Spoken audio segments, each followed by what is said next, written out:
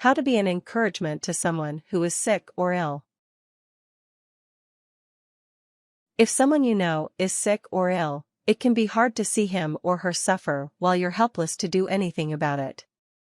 Although there is probably nothing you can do about her condition, you can show your friend you care by doing and saying the right things to be an encouragement during this difficult time. Part 1: Showing you care with your actions. 1. Visit. If your loved one or close friend is sick in the hospital or confined to their home, the most important way to encourage them is by being present. You can help to take their mind off of their illness and to maintain a semblance of normalcy during this hard time. Think about what you might do on your visit. If your friend likes to play card or board games, you might bring something along. If you have children, you might want to leave them at home, but you could ask them to draw a picture for your friend to help cheer her up. Be sure to call first and make sure it's a good time, or schedule your visit in advance. Sometimes illnesses require extra care in planning for visits to schedule them around appointments, timing for medications, naps and early bedtime, and other contingencies. 2. Treat her like your friend. Someone with chronic or terminal illness lives with daily reminders that she is sick. What she needs is reminders that she is still the same person that you love and care about. Treat her the same as you would if she was not sick. Maintain regular contact. A chronic illness can be a true test of a friendship, and for your friendship to withstand the emotional and logistical challenges of the illness, you must make a point to prioritize staying in touch. Someone who is undergoing treatment or confined to a hospital or their bed is often out of sight, out of mind, so be sure that you put a note on your calendar to remember to reach out on a regular basis. Help her do the things that she normally enjoys. If your friend is living with chronic or terminal illness, it's important that she still finds pleasure and joy in life. You can help by offering to take her out for their favorite activities. Don't be afraid to joke around or make plans for the future. This is still the same person that you know and love. 3. Support her and her family. If your friend has a family or even pets, this illness is probably even more stressful because not only does she have to worry about her own recovery or prognosis, but she has to worry about those who are depending on her. There are practical ways you can help to support her family through this time. Cook for them. This is a classic, tried, and true way to support someone who is ill. Whether or not the ill person will be able to partake, cooking a home-cooked meal for her family will ease her burdens by letting her rest easy knowing her children, husband, or other dependents are well taken care of. Help her plan for their care. If your friend has small children, elderly parents, or others who depend on her, ask how you can be proactive in their care during her illness. For instance, she may need someone to visit and check up on her father, someone to walk the dog, or someone who can take the kids to and from school or pick them up from soccer practice. Sometimes planning for small logistical errands can be difficult for people suffering from illness, but having a trusted friend to help carry the burden can make a difference. Clean her house. Some people may be uncomfortable with this kind of support, so be sure to ask your friend first, but if your friend is open to it, ask her to let you commit to 1 day a week, or more, or less, whatever you are capable of offering, that you can come by and take care of chores. You can offer a specific chore that you know you are good at: mowing the lawn, doing the laundry, cleaning the kitchen, grocery shopping, or you can just let her tell you what will be most helpful. Ask her what she needs, and follow through. People often say, "Let me know if you need help," but most people are too timid to ever reach out and take them up on that offer. Instead of making her get in touch with you when she needs something, call her and ask her what she needs. Tell her you're headed to the grocery store and wanted to know if you can pick something up for her, or ask her if there is a night this week that she needs any help around the house. Be specific, and be sincere in your willingness to help. Then follow through and do it, that's the most important part. 4. Send flowers or a fruit basket. If you can't be present, at least send a token of your affection so that your friend will know she is in your thoughts. Keep in mind if the illness might make your friend more susceptible to strong scents. Some cancer patients undergoing chemotherapy, for instance, may not like a bouquet, and instead think of other things that might work, like their favorite chocolate, a teddy bear, or balloons. Many hospitals offer a delivery service from the gift shop, so if your friend is an in-patient, consider purchasing a bouquet or balloon arrangement directly from there. Most hospitals list the phone number for their gift shops on their website, or try calling the hospital operator. Consider going in with mutual friends or co-workers to buy a nicer gift or flower arrangement. 5. Be yourself. You are unique, and you don't need to pretend to be Mr. or Mrs. Fix-It, or do it all, or got the answer for everything. Just be yourself. Don't pretend to know the answers. Sometimes, even if you do, it's best to let them figure some things out on their own. Also, being yourself can involve your sense of humor. It can feel like treading on eggshells being with a sick person, but if you're nervous or acting as though you don't know what to say, you could make them feel uncomfortable, so be your laughing, joking self, if that's the way you usually are. Be pleasant. You want to be as supportive and as comforting as possible. You want to lift their spirits up, not bog them down with gossip or negative opinions. Even wearing cheerfully colored clothes could brighten their day. 6. Make her feel needed.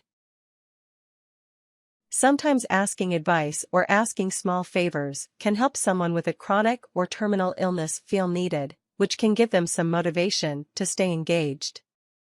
In many health conditions, people's brains are as sharp as they ever were, and thinking about other people's lives and problems can take their minds off their own for a while.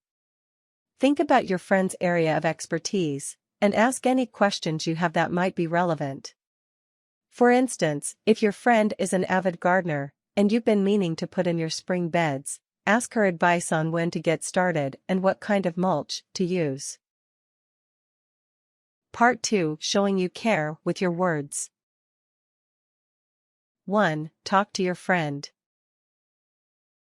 Learn how to be a good listener and let your friend know that you are there for them if they want to vent about their condition or if they'd rather talk about something else. Either way, having someone to talk to can be a huge relief to someone who is ill. Be honest with your friend if you don't know what to say. Illness often makes people uncomfortable, and that's okay. What is important is for you to be present for your friend and offer your support. Tell your friend that you are there for her no matter what. 2. Send a card or make a phone call. If you can't be physically present with your friend, send a card or make a phone call. It's easy to send a text or make a Facebook post, but mail and phone calls feel more personal and will feel more thoughtful to the recipient. Consider writing a thoughtful letter. This can be easier if you are someone who doesn't know what to say around people who are in difficult situations. You can write a letter, and then take time to edit it and rewrite it if you feel like you haven't conveyed your feelings well. Focus on kind wishes, prayers for recovery, and good news that is unrelated to their illness. 3. Ask questions. While it's important to respect your friend's privacy, if your friend is open to questions, they can be a great way to learn more about her condition and to find out more ways that you can support her. You can research her illness online, but asking her questions is the only way to know how her condition affects her as an individual, and just as importantly, how she feels about what she is experiencing. 4. Talk to her children. If your friend has kids, they are probably feeling isolated, lonely, and confused. Depending on the severity of her illness, they may also be feeling scared, angry, and worried. They need someone to talk to, and if they know and trust you, you can serve as a mentor and friend to them during this time. Take them out for ice cream and let them talk to you. Don't force them to say more than they seem comfortable. Some children just need you there as a reassuring force in their lives, while others may want to pour out all their feelings to you. Be open to their lead, and follow up with them every few days or weeks, depending on how close you are. Part 3: Knowing what not to do or say. 1. Watch out for common faux pas. There are a lot of cliches that people use when other people are going through hard times, and more often than not these common responses just feel insincere or painful to the recipient. Examples of what not to say include: God will never give you more than you can handle, or its even worse variation, this is God's will. Sometimes well-meaning people of faith say this phrase, and they may truly believe it, but it can feel very harsh to the recipient, especially if she is experiencing something that is very difficult or overwhelming. Also, the person may not believe in God. I know how you feel.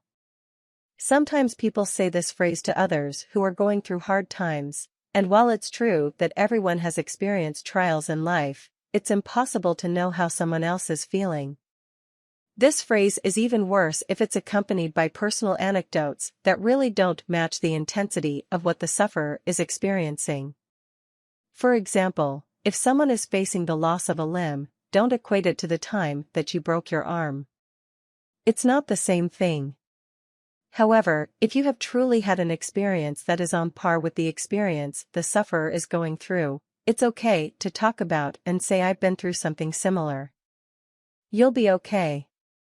This is a common phrase when people don't know what to say, and we often say it more as a wish than a statement of fact. In fact, you don't know if someone will be okay, and in many cases of chronic or terminal illness, the person will not be okay. They may die, or be condemned to a life of physical suffering. Saying they will be okay minimizes the experience they are having. At least, don't minimize the person's suffering by suggesting they should be thankful that their situation isn't worse. 2. Don't complain about your own health problems. In particular, avoid discussing minor health issues such as a headache or a cold.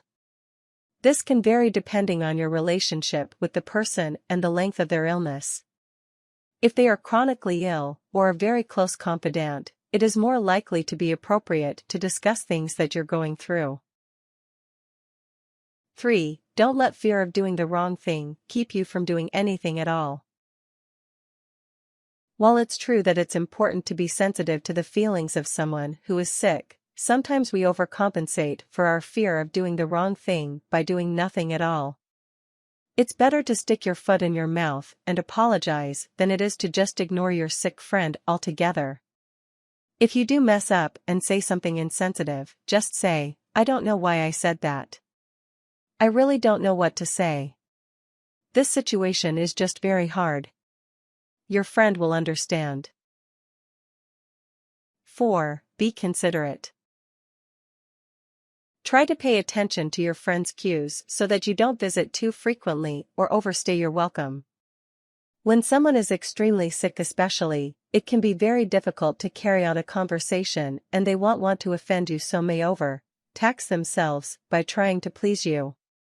If your friend seems distracted by television or her phone, or seems like she is struggling to fall asleep, those might be signs that she is growing tired of the visit. Don't take it personally. Just remember she is dealing with a lot, both physically and emotionally, and it can be taxing. Be mindful of the time, and be sure that you don't extend your stay into mealtimes or other times that your friend may need to be alone. Ask if your friend would like you to pick up some food for them or cook them a meal if you plan to visit during mealtime.